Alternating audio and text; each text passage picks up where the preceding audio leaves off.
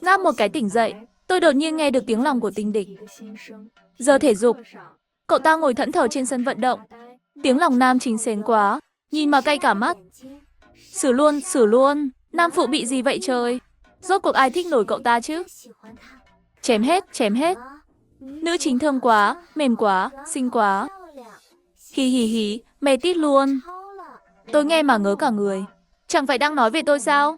Gần đây lớp tôi có học sinh chuyển trường mới đến, tên là Liễu Như Yên. Cậu ấy lúc nào cũng mặc váy xếp ly trắng, trông như bông hoa trắng nhỏ yếu ớt, đáng thương. Nghe đâu, cậu ta là học sinh đặc cách được trường tuyển để làm bộ mặt. Ngàn người mới chọn được một. Nhưng cậu ta không biết, trường quý tộc này toàn con nhà giàu có tiếng. Năm ngoái đã có một học sinh đặc cách, vì không chịu nổi khoảng cách giàu nghèo quá lớn, chủ động xin chuyển trường. Theo tôi thấy, Liễu Như Yên rất có thể cũng sẽ giống vậy. Cho đến một ngày, cậu ấy hậm hực tìm tôi hỏi bài toán. Nhưng tôi lại nghe được tiếng lòng cậu ấy. Tiếng lòng ngón tay chị dài ghê. Chắc khéo tay lắm nhỉ? Tôi ngớ người luôn. Lặng lẽ đặt bút xuống. Cậu lại gần chút. Tôi giảng, cậu viết nhé. Như Yên ngoan ngoãn ghé lại gần. Tôi lại nghe được tiếng lòng cậu ấy. Tiếng lòng chị thơm quá. Muốn làm cún của chị ghê. Để ngày nào cũng được liếm chị luôn. Hí hí, xong bài này. Tôi đỏ mặt chạy thẳng ra khỏi lớp. Từ đó về sau, tôi luôn nghe được tiếng lòng của Như Yên. Tiếng lòng nữ chính xinh thật. Nam chính cũng chịu mặc áo rồi. Nam phụ cũng tạm được. Đẹp thêm chút nữa là không xấu đâu. Nghe hơn nửa tháng, tôi cuối cùng cũng hiểu ra, thế giới này là một cuốn sách. Còn Liễu Như Yên là nữ phụ độc ác do hệ thống cử đến để đẩy. Hễ cậu ta xuất hiện, mọi người sẽ mê mẩn cậu ấy, rồi quay sang bỏ rơi và làm tổn thương tôi. Nhưng Liễu Như Yên dường như chẳng muốn làm vậy. Là tiểu thư da trắng xinh đẹp nhà giàu. Tôi không chỉ học ở trường quý tộc, mà còn có một thanh mai trúc mã và vị hôn phu chuẩn bài. Nếu không có gì bất ngờ, cả đời tôi sẽ sống trong sự yêu chiều của mọi người. Nhưng gần đây tôi nhận ra, thanh mai trúc mã Giang Hà và vị hôn phu phụ thừa hình như đều thích Liễu Như Yên rồi. Lúc ăn tối, tôi cảm giảm về món ăn kinh dị ở căng tin. Giang Hà bỗng thở dài, cậu biết không? Như Yên còn chưa bao giờ được ăn xì nắc, mà cậu lại chê mấy món này khó ăn. Tôi hơi cạn lời. Nho xào ngô, dù là heo tôi cũng phải kén chọn chứ. Tại buổi tiệc chào đón tân sinh viên, tôi diện váy mới mua, chạy đến khoe với vị hôn phu phụ thừa. Thế nào hả? Váy mới của tôi đẹp không? Anh ta thoáng ngỡ ngàng, rồi đột nhiên nghiêm mặt. Cậu lại tốn bao nhiêu tiền nữa vậy? Có người mặc một cái áo suốt 3 năm, mà cậu tiêu nhiều tiền thế này, mua mấy bộ đồ không thực tế. Cậu sao mà nông cạn thế được? Tôi bị chọc cười luôn. Thế không mặc váy tiệc thì mặc gì? Cậu có thể mặc đồng phục mà. Như Yên mặc đồng phục đấy thôi. Tôi lại cạn lời lần nữa. Tiệc mà mặc đồng phục, tôi hết tiền hay bị điên vậy? Lúc ấy tôi thấy Liễu Như Yên trong đám đông, định chạy qua chào cậu ấy. Cậu ấy cũng nhìn thấy tôi. Tiếng lòng lập tức vang lên. Tiếng lòng dễ thương muốn dán sát luôn. Tôi lặng lẽ rụt tay lại, bỏ ngay ý định chào hỏi. Giờ thể dục, tôi thở hổn hển ngồi nghỉ trên cỏ. Phụ thừa khoe cơ bụng 8 múi, khiến đám con gái xung quanh hét lên thích thú. Anh ta tự tin cười, cởi áo quăng cho tôi. Tiểu Nhượng, giữ giùm tôi. Giang Hà không chịu thua, cũng quăng áo qua. Tiểu Nhượng, giữ giùm tôi luôn. Hai anh chàng bán khỏa thân xuất hiện cùng lúc trên sân. Đúng là cảnh hiếm thấy. Lúc này tôi phát hiện, Liễu Như Yên cũng ngồi trên cỏ cách đó không xa. Cậu ấy trông như đang ngẩn ngơ, nhưng thực ra đang điên cuồng phàn nàn trong lòng. Tiếng lòng nam chính xến thế này, mới khai thác mỏ dầu về à?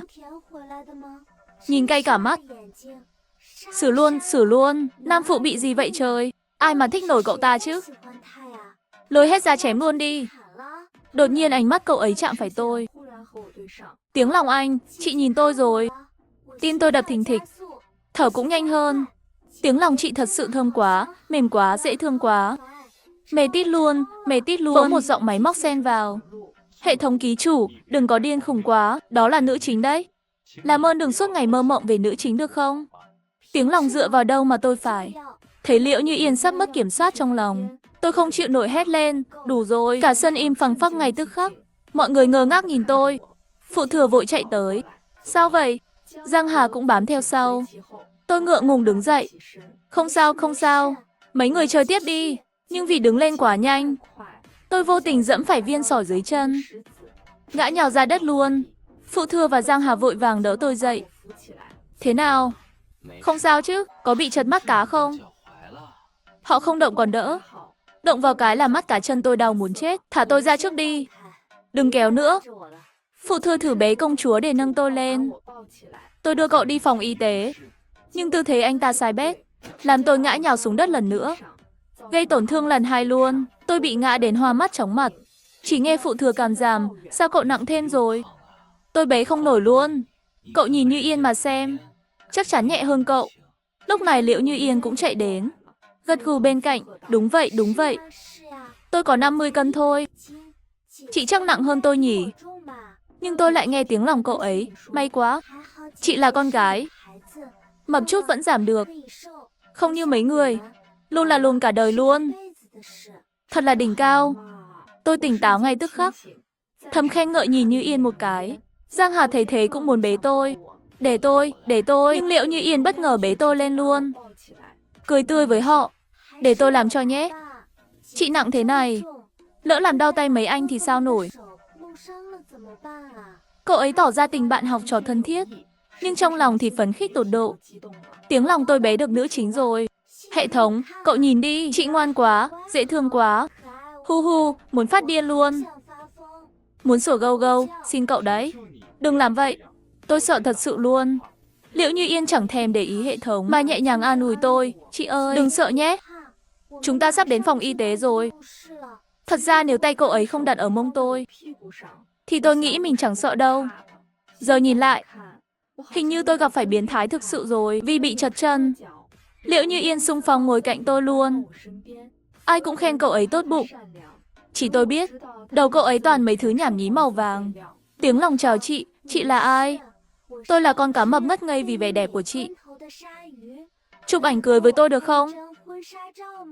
Bảo bối, hôm nay tôi đi ngoài bao lần vì nhớ chị. Hay lần này đến lần khác, cậu ấy còn ép hệ thống hát đôi với mình. Không hát thì đập chết nó. Giờ toán học, cậu ấy đột nhiên hỏi hệ thống, chị là gì của tôi? Hát to lên nào. Hệ thống chị là bầu trời của cậu. Meo meo meo. Chị là gì của tôi? Nói to lên nào. Hệ thống chị là mặt đất của cậu. Go go go.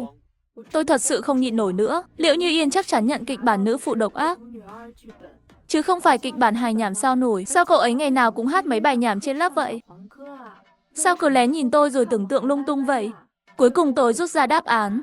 Liễu Như Yên là một cô nàng điên rồ. Đọc xuôi đọc ngược đều được. Dù sao vẫn tiếp diễn. Và ngày càng đi theo hướng siêu đờ dăm ư.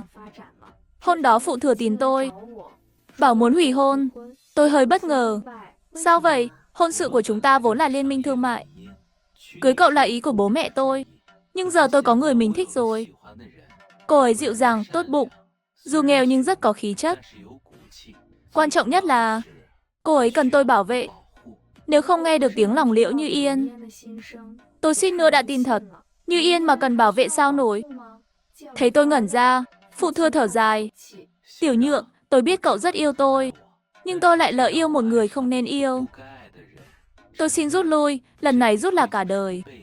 Anh ta quỳ một gối xuống, chắp tay xong thì nhanh chóng chuồn mất. Còn tôi nổi cả da gà đầy người. Tác giả nào viết chuyện này vậy trời? Sao cho tôi một ông hoàng dầu mỏ thế này? Dĩ nhiên hủy hôn là không thể. Phụ huynh cũng không đồng ý. Hôm sau Giang Hà cũng tìm tôi. Màn kịch cố lại diễn tiếp.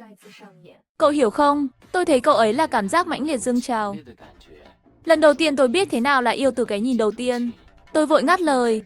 Tôi hiểu, thích Liễu Như Yên chứ gì. Đi đuổi theo đi.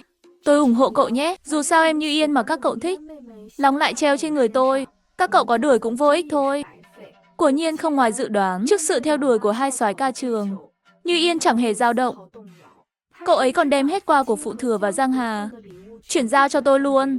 Tôi không chịu được đường sữa. Sữa này tôi không uống được, chị uống đi.